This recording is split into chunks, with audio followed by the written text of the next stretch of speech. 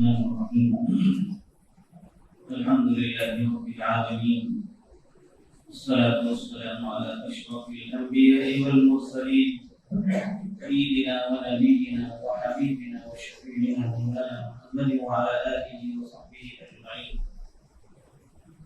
أما بعد، أعوذ بالله من الشيطان الرجيم. بسم الله الرحمن الرحيم.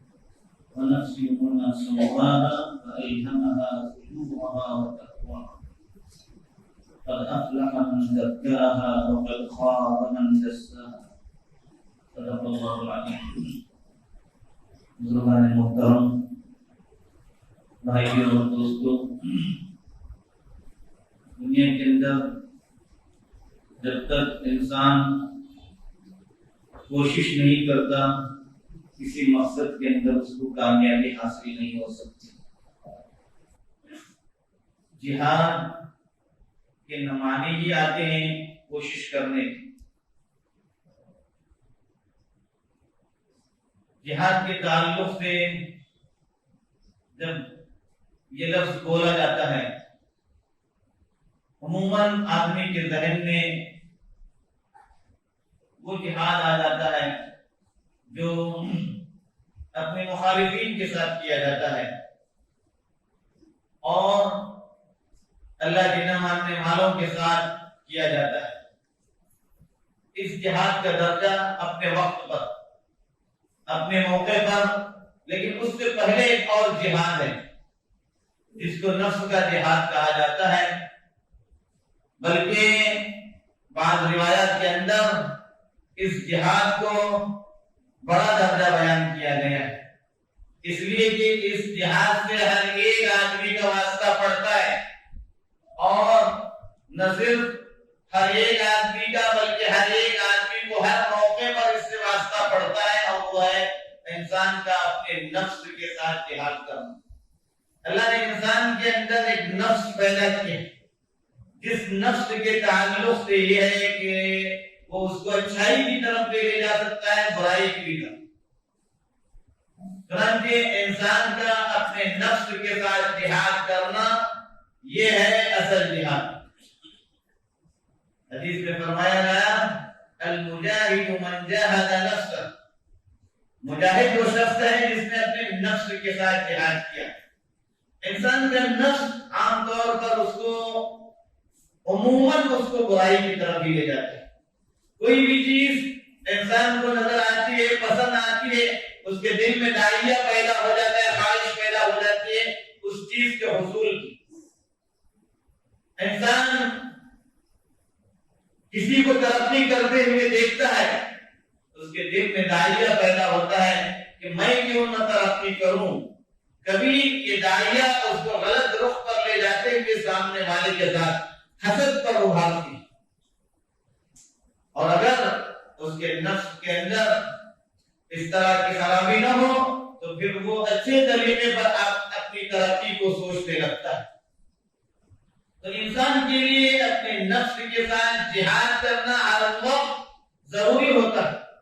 کوئی بھی انسان اس کو اپنے نفس سے جہاد کیے بغیر جانے کا نہیں.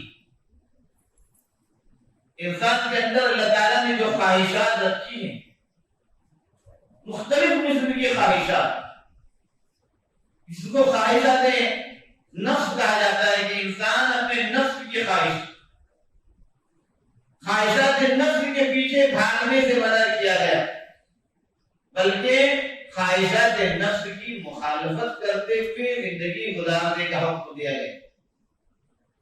افمن اتخذ الہہ ہواہ، کہ اس شخص کی طرح جس نے اپنی خواہشات کو اپنا معبود بنا، اس کا تابع بن گیا. معبود بننے کا مطلب اس کے پیچھے لگ گیا، وہ جس بات کا حکم دے اس کے پیچھے جائے.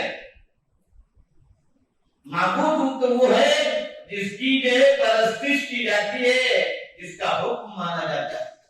انسان اپنی خواہش کے اندر تابع ہو گیا تو اس نے گویا کہ اپنے خواہش کو اپنا معبود بنا لیا. خواہشات نفسانی کا تابع ہونا گویا کہ اس کو اپنا معبود بنا لینا. انسان کو اللہ تعالیٰ نے انبیاء علیہ السلام کے ذریعے جن تعلیمات سے مالامال کیا تھا، اور اپنے آخری نبی سید الانبیاء والمرسلین خاتم النبیین محمد رسول اللہ صلی اللہ علیہ وآلہ وسلم کے ذریعے اور قرآن پاک کی تعلیمات کے ذریعے اس کو جو اس کے اندر جو اوصاف پیدا کیے تھے، جو خوبیاں اس کے اندر پیدا کی تھی، اس کا تقاضا یہ تھا کہ وہ اپنے خواہشات نفسانی کے پیچھے نہ پڑے، بلکہ اپنی خواہشات کو وہ شریعت کے تابع بنے۔ شریعت کا جو حکم ہے، اللہ کا جو حکم ہے، اللہ کے نبی کی جو تعلیمات ہے، اس کے تابع اپنے خواہش کو بنانا، یہ ہے۔ اللہ کے نبی صلی اللہ علیہ وسلم نے فرمایا المجاہد من جاہد نفسہ والمہاجر من ہجر ما نہى اللہ عنہ۔ مجاہد وہ ہے جس نے اپنے نفس کے ساتھ مقابلہ کیا، جہاد کیا، اس کے خواہشات کے خلاف چلا، اور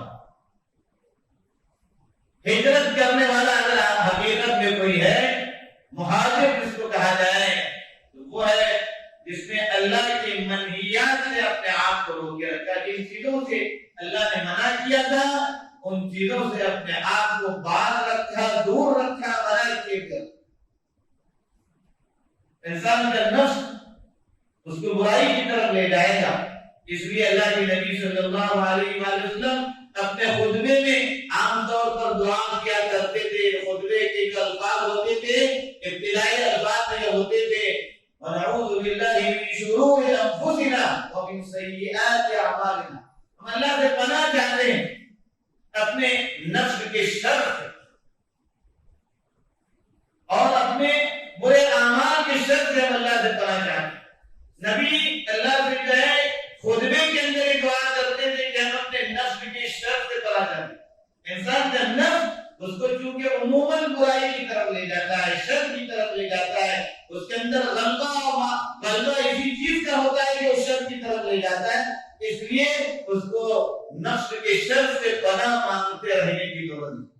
ایک صحابی مسلمان ہوئے، اللہ کے نبی صلی اللہ علیہ وسلم نے ان سے فرمایا کہ یہ دعا کرو اللہم الہمنی رشدی وقینی شر نفسی، مجھے سیدھی راہ پر قائم رکھنا، سیدھی راہ کی طرف مجھے رہنمائی فرمانا، اور مجھے اپنے نفس کے شر سے بچانا۔ جو شخص اپنے نفس کے شر سے محفوظ ہوا وہ کامیاب انسان ہے۔ انسان کو پتہ نہیں کہ اس کا نفس اس کو کس طرف لے جائے۔ گھر سے آدمی باہر نکلتا ہے، وہاں پر مختلف چیزیں دیکھتا ہے، مختلف علاقوں میں جاتا ہے، وہاں پر مختلف چیزوں پر اس کی نظر پڑتی ہے، دل کے اندر داڑیاں پیدا ہو جاتا ہے۔ تو اگر وہ غلط چیز کی طرف اس کا داعیہ ہوا تو گیا کہ اس نے اپنے نفس کے شر کی اور نفس جس چیز کی طرف اس کو بلایا ہے اس کی وہ ہے اتباع کرنے والا ہوا، پیروی کرنے والا ہوا۔ انسان کے نفس کو اس کے تعلق سے دو باتیں بیان کی گئی کہ انسان کبھی اپنے نفس کا تابع ہو جاتا ہے تو پھر نفس جو کہتا ہے اس کے مطابق کرنے لگتا ہے۔ اگر وہ نفس کو اپنے تابع بنا لیتا ہے، اس حکم الہی کے تابع بنا لیتا ہے، پھر تو اس کا نفس اس کو برائیوں کی طرف نہیں لے جائے گا۔ انسان کے ساتھ لگی ہوئی چیزیں، اس لیے آدمی کو ہر وقت اپنے نفس کے شر سے پناہ مانگتے رہنی چاہیے۔ کبھی اس کو اپنی اچھائیاں یاد دلا کر نفس جو ہے عجب میں مبتلا کرنے لگتا ہے، کبھی اس کی نیکیوں کی طرف اس کو لے جا کر کے کہتا ہے کہ تو نے اتنی اچھی نیکیاں کی۔ اس لیے انسان کو اپنے نفس سے ہر وقت نفس کے شر سے پناہ مانگتے رہنے کی ضرورت ہے کہ اس کا نفس اس کو تباہی و بربادی کی طرف لے جاتا ہے۔ وَنَفْسٍ وَمَا سَوَّاهَا فَأَلْهَمَهَا فُجُورَهَا وَتَقْوَاهَا۔ قرآن نے یہ بات کہی کہ نفس کے اندر اچھائی اور برائی دونوں باتیں رکھی گئی۔ قَدْ أَفْلَحَ مَنْ زَكَّاهَا وَقَدْ خَابَ مَنْ دَسَّاهَا۔ لیکن کامیاب شخص کون؟ جس نے اپنے نفس کی صفائی کی، ستھرائی کی، اپنے نفس کو، اپنے دل کو کدورتوں سے پاک کیا، حسد سے پاک رکھا، دشمنیوں سے پاک رکھا، دلوں کو دل کے اندر اللہ کی عظمت اور محبت کو بٹھایا، شریعت کے احکامات کی بالادستی کو دل کے اندر بٹھایا، اور نفس کو اس تابع بنایا کہ شریعت کے حکم کے سامنے کوئی چیز نہیں چل سکتی، تو شخص کامیاب ہے، قد افلح من زکاها وقد خاب من دساها۔ جبکہ اس کے مقابل میں جو شخص ہوگا جس نے نفس کی خواہش کی اور میرا نفس اس کو جس طرف بھی لے جا رہا ہے اس کی پیروی کرنے والا ہوگا، وہ تو ناکام و نامراد ہوگا۔ اس لیے بار بار قرآن پاک کے اندر بھی اور احادیث مبارکہ کے اندر بھی اس بات کی طرف انسان کی توجہ مبذول کرائی گئی کہ ہر وقت اپنے نفس کی شر سے پناہ چاہتا ہے۔ آدمی بہت سی برائیوں سے بچ سکتا ہے اور دوسروں کی طرف برائیوں کا انتظار کرنے سے پہلے تو اپنے نفس کو جو ہے مخاطب کرے۔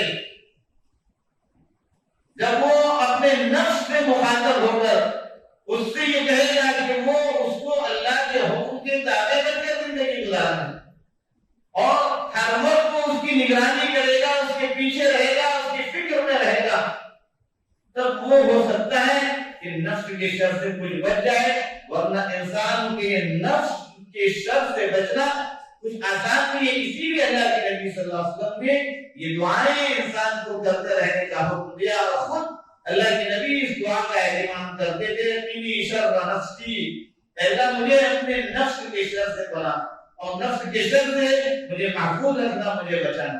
یہی ہے اصل جہاد۔ انسان کا نفس اچھے کام کی طرف عموماً نہیں جاتا، نمازوں کی پابندی کی طرف اس کا دھیان نہیں جاتا، اطاعت کے کاموں کے اندر سستی اور کاہلی ہوتی ہے، اس لیے کہ نفس کے اندر سستی اور کاہلی رکھی گئی اور وہ سستی اور کاہلی کے ساتھ نفس کا تابع بنے گا، اطاعت اور بندگی کے کام نہیں کر پائے گا۔ معصیت اور گناہوں کے کام، اللہ کے حکموں کی مخالفت کے ایسے کام ہیں، عموماً اس کی طرف دل لگا رہتا ہے، نفس اس کی طرف بھاگے بھاگے جاتا ہے، تو اس سے آدمی کا بچنا اور اس سے بچ کر کے زندگی گزارنا یہ نفس کی مخالفت ہے، اور آدمی کا شریعت کے حکموں پر کام کرتے ہوئے، عمل کرتے ہوئے تکلیفوں کا اور مشقتوں کا اٹھانا اور آئی ہوئی ضرورتوں کا برداشت کرنا، اس پر صبر سے جو ہے زندگی گزارنا، یہ ہے اصل چیز اور یہی ہے اصل جو ہے انسان کا اپنے نفس کے شر سے بچنے کا جو ہے طریقہ۔ ورنہ آدمی ہر خواہش کے پیچھے بھاگنے لگے، اس کا دل جس طرف اس کو لے جائے، اس کی خواہش اس کو جس طرف لے لے موڑ دے، آدمی اس کے پیچھے مڑا رہے گا، پھر تو وہ نفس کا بندہ بن گیا، اور جیسے اللہ نے فرمایا کہ اس نے گویا کہ اپنی خواہشات نفسانی کو اپنا معبود بنا۔ کون آدمی یہ تصور کر سکتا ہے جس کے دل و دماغ اور جس کی سوچ اچھی ہو کہ وہ اللہ کے علاوہ کسی دوسرے کو اپنا معبود بنا لے؟